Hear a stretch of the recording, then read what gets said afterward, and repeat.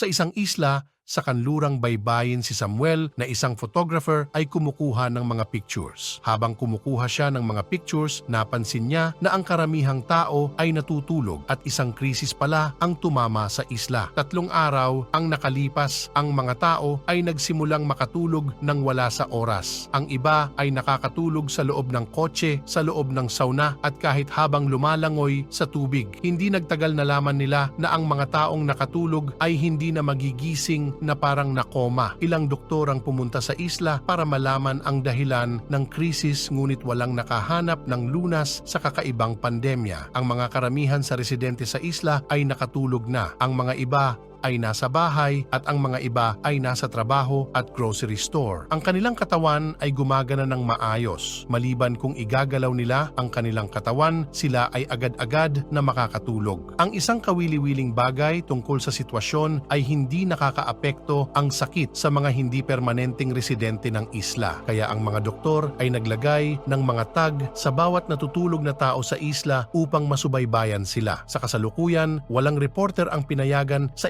infected zone, ngunit si Samuel ay nakalusot sa gitna ng kaguluhan. Pumasok siya sa isang bus na puno ng mga natutulog na pasahero at kinuhanan niya ito ng litrato. Natuklasan niya na ang isang babaeng pasahero ay may hawak na goldfish at nagpa siyang dalhin ito. Hindi nagtagal nakarating siya sa isang bahay para magpahinga. Nakita niya dito ang isang babaeng natutulog na si Stella. Tiningnan lang siya ni Samuel at hindi pinakialaman ang mga privacy belongings nito at nanatili sa kabilang silid. Hindi alam ni Samuel na ang mga doktor ay nasa labas ng bahay at binabantayan ng lugar at mapaparusahan ito kung mahuhuli siya ng mga ito. Nang sumunod na araw na naginip si Samuel, pumunta siya sa grocery store at nakita si Stella ngunit halos hindi siya ito pinapansin. Nagising siya bigla nang tawagin niya ito sa pangalan niya at tinanong siya nito kung paano niya ito nalaman. Isang araw, nagpasya si Samuel na lumabas habang pinapakinggan ang balita tungkol sa pandemya sa radyo. Nagpasya si Samuel na galugarin ng isla at ang unang taong napansin niya ay isang handyman na nakahiga sa isang puno at natutulog ng mahimbing. Nalaman din niya na ang mga hayop sa lugar ay buhay pa at nagtataka kung sino ang nag-aalaga sa kanila. Pagkatapos ng isang oras, narating niya ang simbahan kung saan ang malaking grupo ng mga tao ay walang malay. Kumuha siya ng ilang litrato at umupo sa isang upuan at nakatulog. Sa kanyang panaginip, sila ni Stella ay nakaupo sa tapat ng isang restaurant. Nag-uusap sila na parang magkakilala na sila ng matagal at tinanong ni Stella si Samuel kung ano ang ginagawa niya sa isla. Tinanong siya kung para sa pera ba? Sumagot si Samuel na nandyan siya para sa experience at hindi para sa pera. Hindi nagtagal, nakauwi na siya at hinanap ang mga gamit ni Stella at nakita niya ang kanyang daily journal. Habang binabasa niya ito, mas lalong lumakas ang koneksyon niya kay Stella at patuloy niya itong pinapangarap. Sa panaginip, sinabi niya na isa siya sa mga huling tinamaan ng sakit. Ang una niyang nakitang nawala ng malay ay ang kanyang guro na nakatulog sa gitna ng klase. Tinanong siya ni Samuel kung natakot ba siya. Sumagot siya na hindi siya natatakot kundi nalilito ito. Nalaman ng mga doktor na hindi dapat ilipat ang mga biktima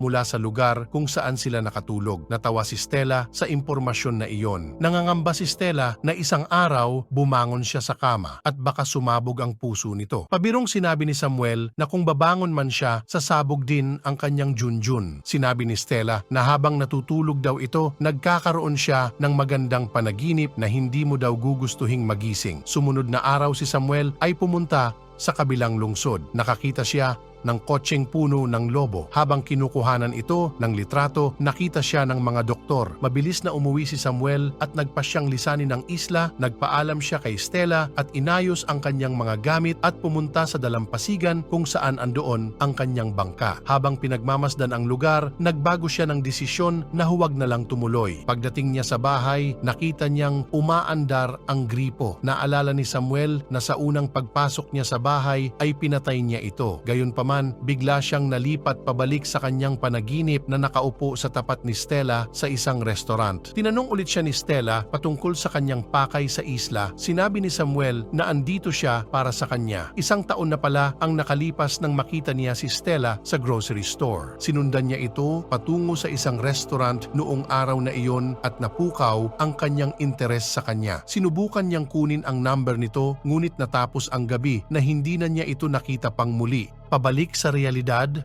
Pumunta si Samuel sa grocery store para bumili, ngunit 2 doktor ang pumasok para kumuha ng alak. Nakita nila si Samuel ngunit nagkunwari itong natutulog. Pagkalabas ng mga doktor, masaya siyang bumili ng mga gamit at binayaran pa ang natutulog na cashier bago ito umuwi. Pagkatapos, nagpasya si Samuel na tignan ang bahay ni Stella at nakita niya ang kanyang mga gamit at nag-iisip kung ano ba ang personality nito. Nakita niya ang tape recorder sa attic na kung saan nandoon ang lahat ng listahan ng kanyang paboritong bagay. Andoon ang mga random na bagay tulad ng tunog ng isang makinilya, walang ulo na mga Barbie at flamingo floaties. Ngunit habang pinapakinggan ito ni Samuel, mas lalo siyang nai-in love kay Stella at ang pinakapaboritong niyang ginagawa ay ang pagmamaneho sa dalampasigan. Kaya inimagine ni Samuel na nasa dalampasigan sila ni Stella at naghahanap ng sasakyan papuntang beach. Di nagtagal, nahanap na nila ang sasakyan na gusto nila at pumasok sa bahay ng may-ari at kinuha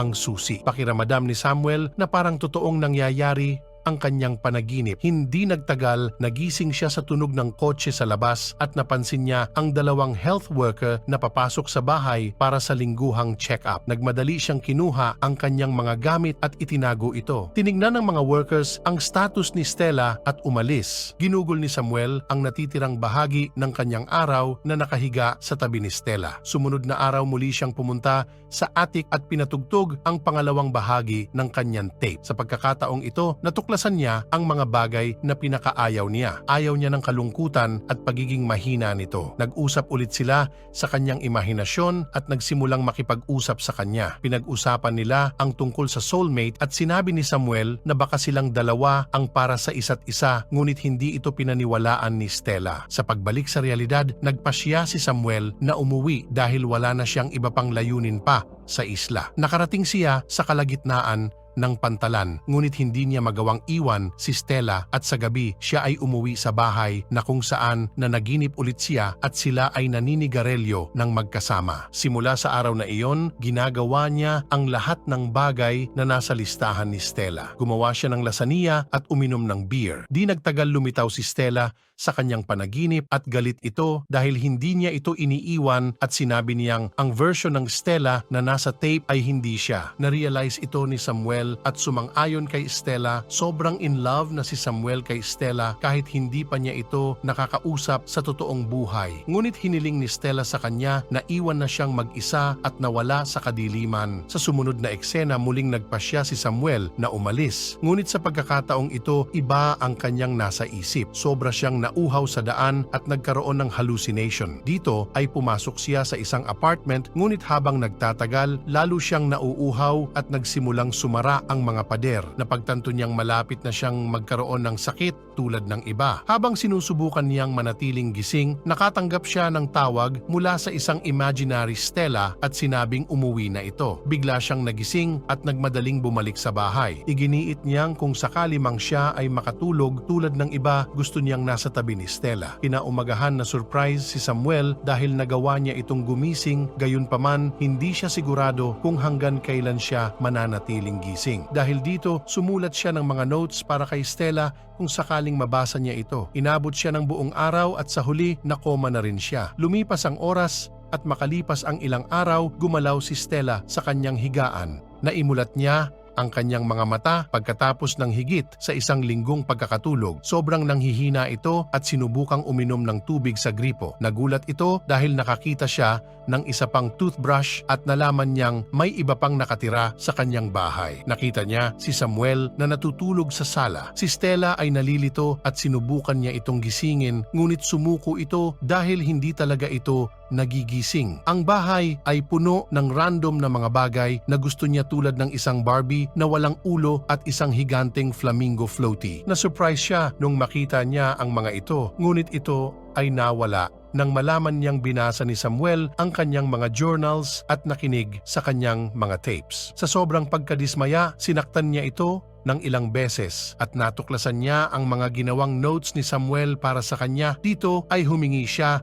ng paumanhin sa kanya para sa pakikinig sa kanyang mga tapes. Binasa niya ang mga iba pang notes at nabigla ito dahil alam niya ang lahat ng tungkol sa kanya at pakiramdam niya na kilalang kilala na niya ito magpakailanman. Sa sumunod na mga araw, marami siyang napanaginipan kasama si Samuel. Nag-uusap sila tungkol sa kanyang mga gusto at hindi gusto gaya ng ginawa niya sa kanyang panaginip. Kahit na hindi pa sila nagkikita sa totoong buhay, alam ni Stella na konektado sila sa isa't isa. Kaya naman inaalagaan niya ito tulad ng ginawa nito sa kanya. Isang umaga nagising si Stella at nakita niyang wala si Samuel sa kanyang higaan sa sofa. Ang dalawa ay nagkita sa kusina sa unang pagkakataon, ngunit para sa kanila para silang magkasintahan na muling nagkasama pagkatapos ng mga dekada. Ipinakilala ni Samuel ang kanyang sarili at nakipagkamay sa kanya at natutuwang malaman na ganoon din siya kasaya na makilala siya. Sa huling eksena, pinakita ang bus na kung saan nagsimula ang lahat at ang babae na ninakawan ni Samuel ng goldfish ay nagising at mayroon na siyang 2 isda sa halip na isa.